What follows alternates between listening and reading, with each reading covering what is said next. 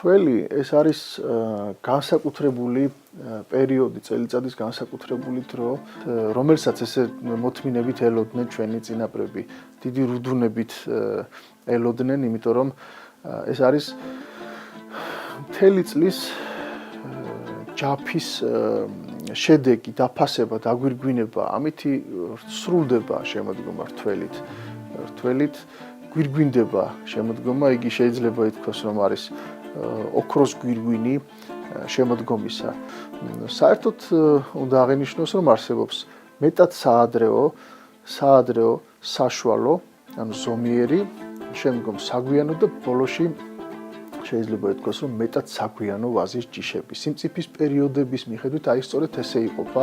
როდესაც რთველი დაიწყებოდა საქართველოში, იქიდან გამომდინარე, რომ ჩვენ გვაქვს რამდენიმე სიმწიფის პერიოდის ვაზი, ეს იყო საკმაოდ ხანგრძლივი პერიოდი საქართველოში.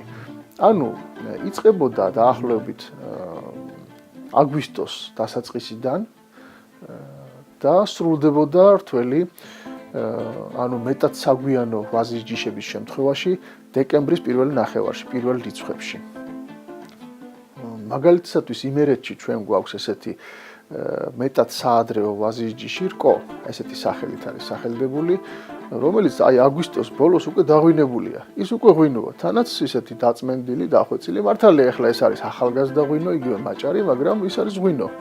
მაშინ, როდესაც გურული ვაზის ჯიში, მაგალითად ალადასტური, ან სამეგრელოში, ოჯალეში იკრიფება, როგორც აღინიშნა, იმ პერიოდში, როდესაც უკვე პირველი ყინვები ჩავლილია, უკვე იყო პირველი ყინვები, თრთვილიც იყო და დაწყებულია ზამთარი.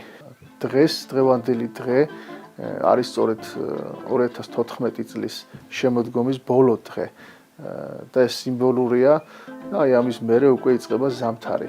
აჭარაში ჩხავერი ესე გვიან იკრიფება, ზოგიერთ შემთხვევაში იკრიფება მაშინ, როდესაც უკვე თოვლია მოსული. და ეს აი ამ ხარისათვის, აჭარისათვის და განსაკუთრებით მთიანი აჭარისათვის ჩვეულებრივი მოვლენა არის და ეს არ არის რაღაცა საუცხოო, რომ თოვლია მოსული და ამ დროს ჯერ ყურძენი დასაკრეფია.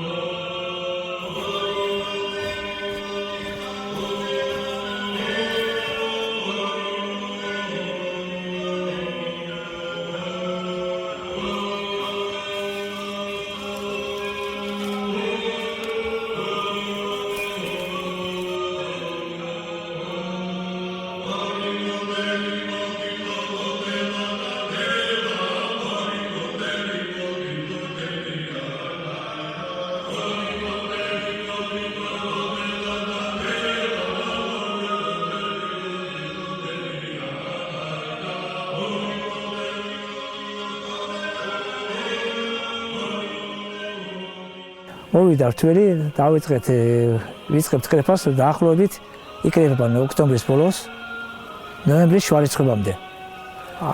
ამ ჩხავერას აუცილებლად უნდა მოვიდეს თოვლზე, ზევიდან თოვლში უფრო კარგია დამწიფდებაც, კარგად ხდება და სითბოს ინარჩუნებს, რა ვიცი, თოვლში უფრო კარგად მოდის.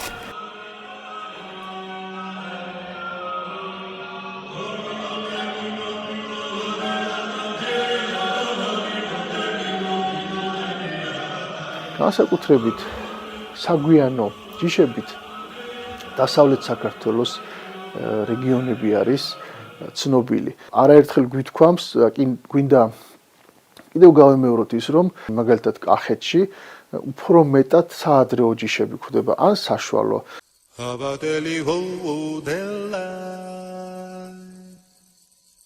გადაცემა ქვევრისპირული ჩამოვედით კახეთში.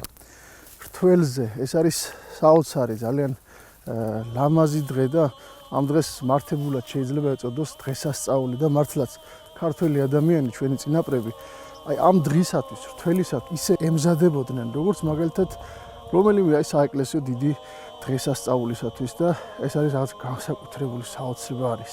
პირდაპირ აი ჩვენ ახლა ვართ ალავერდთან, აი თქვენ ხედავთ ალავერდის ტაძარსაც და ეს ზვრებში ვართ და აი აქ მიდის უკვე შეიძლება ითქვას გაჩაღებული რთველი.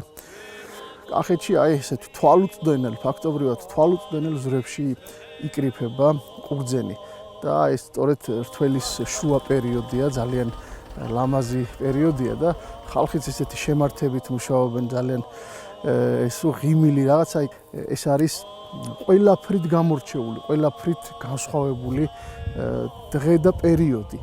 ამას ემთხვევა და მოსდევს შემდგომში მაჭრობა, მერე თათარაობა და ასე შემდეგ და ასე შემდეგ. კახეთი არის გამორჩეული ადგილი, რადგან აქ მთელ საქართველოში ყველაზე ბევრი ვენახებია, შესაბამისად ყველაზე ბევრი ყურძენიც იკრიფება და ყველაზე მეტი ღვინოც ყენდება. ალბათ მართებული იქნება თუ ვიტყვით, რომ ყველაზე მეტ ღვინოსაც მიირთმევენ კახელები მთელ საქართველოში. კიდევ იმით არის გამორჩეული აქაურობა, რომ ძალიან ბევრი ადგილობრივი ვაზის ჯიშია და აი აქ მაგალითად დღევანდელი რთველი იმით არის გამორჩეული და განსაკუთრებული, რომ აქ იკრიფება კაწითელიც, აქ იკრიფება კახური მწვანეც, ქისიც, ხიხვიც, რა ვიცი, საფერავი. ეხლა ჩვენ მაგალითად აი მოვედით ერთ-ერთ ვაზის ჯიშთან, ეს არის ვარდისფერი კაწითელი.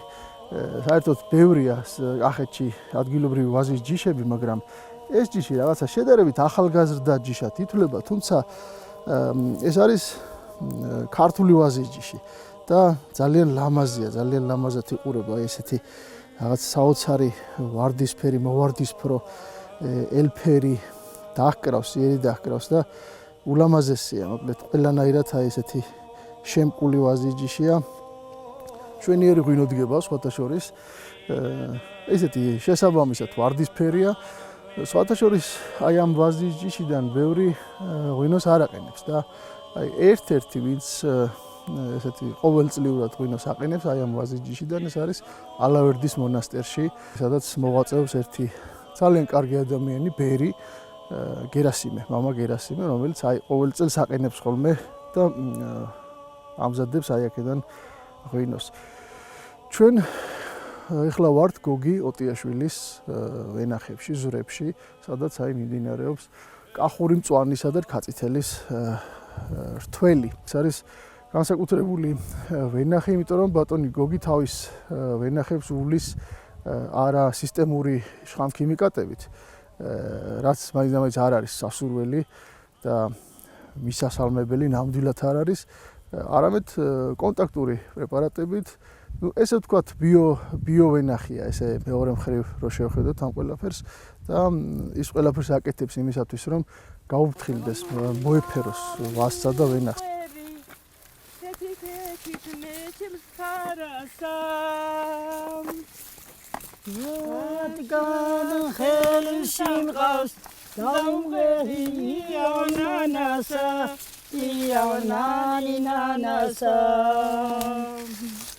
მესაქართელოს სილამაზის ხარმწურია ჩემი საუბრო ებოდიდა სალომურია ჩემი აქ არის 5 გექტარი 3 მეტრის სიგანეზე გაკეთებული რიგებით. ძირითადად რქაწითელი მწვანეც არის, რა თქმა უნდა, საკმაოდ ორი ჯიშია ძირითადად. დიახ, მწვანე სადღაცას 20-25%-ია ფართობით, მაგრამ ეს ერთეული ნარგავებით არის ერთმანეთში შერეული და აქედან დაყენებული ღვინო ერთად შერეული, ნამდვილი კახური ღვინო, ქვევრის ღვინო. ქვევრში დაყენებული. დიდებული გამოდის. აბა სხვანაირად როგორ შეიძლება. ღვინო, კაცო, ღვინო ქვევრში უნდა დაყენდეს, აბა კახური ტრადიციული და როგორ კარგად ინახება, რამდენად ინახება, რამდენ თვისებას იძენს. მეორე მესამე წელს ცლა უკეთეს. ისე თქვენ გადაწყვეტეთ, რომ ამ ვენახს მოუვაროთ ისეთი შედარებით ესე არ იყენებთ შხამქიმიკატებს სისტემურებს. კი, დაახლოებით 20 წელია მინერალური სასუქი არ შესულა. არ შესულა. დაახლოებით 20 წელი, თუ მეტია რა. ამავე პერიოდში უკვე 5-6 წელზე მეტია რომ არავით არის სისტემური შხამები, ანუ წამლები, პესტიციდები, რომელიც ჭრაქსა და ნაცარცებებს და სხვა დაავადებებს არ გამოგვიყენებია, იმიტომ რომ ჩვენ გვინდა ჯამთელი ყურძენი, ჯამთელი ღვინო და ჩვენ გვინდა აბსოლუტურად სუფთა გარემო. რომელიც გამოადგება ჩვენს მომავალ თაობას, თვითონ ჩვენ თაობას, უფროსებსაც და უმცროსებსაც. სხვანაირად შეუძლებელია ამდენი ბევრი შხამქიმიკატებით გაჯერდა უკვე ბუნებაც იმიტო იცვლება და კაცის ხასიათიც რამდენადაც ას შხამქიმიკატებს თავისი გავლენა აქვს და ძველად სულ სხვანაირი პერიოდი იყო. ამას ძალიან ბევრი მიმდევარი გაუჩნდა და უკვე წლებია, როცა უკვე ადამიანები მასიურად გადადიან უკვე სუფთა პროდუქციის მოყვანაზე. აქ არის მხოლოდ სპილენძის შემცველი კონტაქტური პრეპარატები, ისიც დაშვებული ნორმით და კოლოიდური გოგირდი იმის მიხედვით, საჭიროების მიხედვით ნაცართან როგორც საჭიროა მასრის დაავადება რომ არ გაჩნდეს. ისე ვაზი რა არის ქართველი კაცისთვის? ვაზი ეს არის სიცოცხლე, ხასიათი, ვაზი ეს არის კაცის გუნებაა ვაზი და ღვინოც ზომიერად მიღებული და ჯამთელი ღვინო ზომიერად მიღებული ეს ადამიანის ხალისია და მომავალი თაობის ხელისშემწყობია ფაქტიურად. ვაზის გარეშე ძნელია, აი ეს ალაზნის პირასავართ, ალავერდის გარშემო და ფაქტიურად აქ იყო აუარება და უამრავი ომი. და ჩვენი წინაპრები როგორც თავის თავს და თავის ოჯახს იცავდნენ, ისე ვაზს იცავდნენ, უფრთხილდებოდნენ, იმიტომ რომ აი ეს ერთმანეთს ედგა მხარში. ადამიანი ვაზს ზრდიდა, ვაზი ადამიანს აძლიერებდა თავისი მოსავლით, თავისი ბარაკით, თავისი ჯანმრთელობის სითხით, ზომიერად მიღებული ჯანმრთელობის სითხით, ღვინოს ვიძახით, თორე ბადაგი და ჩურჩხელა და თათარა, რომელიც აქ კეთდება, შემობატონო ცლა უკეთეს. ეს ყველაფერი ერთმანეთთან კავშირშია. ვერ დააცალკევებ გლეხკას, მით უმეტეს კახელ გლეხკას ვენახისგან. ერთად უნდა იყვნენ. ჯანმრთელად უნდა იყვნენ, მხარ გადახვეულები მხარში დგომით. დიდი მადლობა და კარგად ბრძანდებოდი. რა ლამაზია. რაღაცა ესე სავსემტევნებს რო უყურებს კაცი, რაღაცნაირი კარგ ხასიათზე, კარგ გუნებაზე დგები, რაც არ უნდა ცუდ ხასიათზე იყოს კაცი ვენახში რო შედის და ათვალიერებს ესე სავსემტევნებს ზვრებში, დახუნძლულ ზვრებში. რაღაცა ესეთი საოცარი შეგრძნება, ძალიან ესეთი მისტიური, საკრალური. ნახეთ რა ლამაზია, რა საოცარია.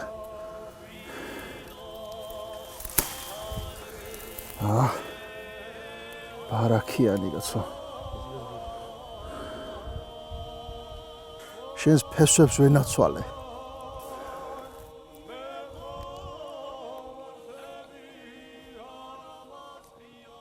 უგემრიელესია, უგემრიელესი. ძალიან კარგია. Tivo della rainino. Tenis guino na kevo.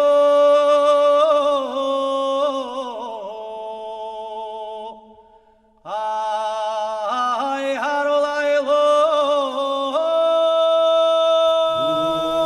Hari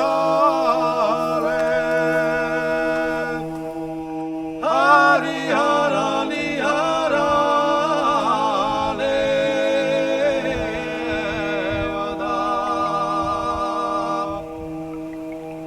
Hari harale.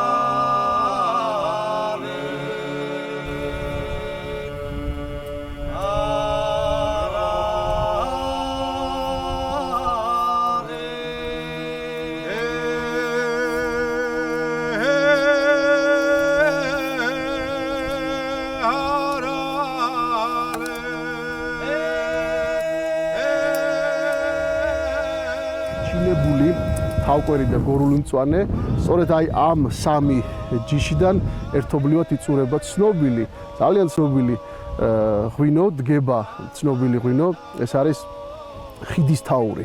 ეს ცნობილი ისტორიული სოფელი, ხოლო ჩინებულისა და გორული მწვანის ერთმანეთში შერევით კი ყენდება ღვინო ატენური. აი აქვე სწორედ ახლოს არის ატენის ხეობა. ჩვენ ვართ გორის მეორე მხარეს, ხოლო ატენი იქით გაღმა მხარეს არის. როგორ მიდის ხელი საქმე? კარგად. რა ყრძელია, რას კრიტავ? ჩინებული და გორული მწვანე. აი ღვინო იცის? გადასარევი, საუკეთესო. საუკეთესო, ხო? საუკეთესო. ჩინებული. განსაკუთრებით, ხო? განსაკუთრებული. სიმღერას მოგრანდება გადამორმა უნდა. ისე კარგი ღვინო რო იცის, მეც კი ვიცი, მაგრამ თუ დამასწინჯებ, თავარი. მობრძანდით. მარაკა. აიხარ.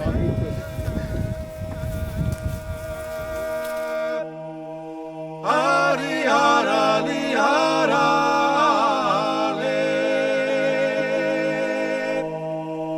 harale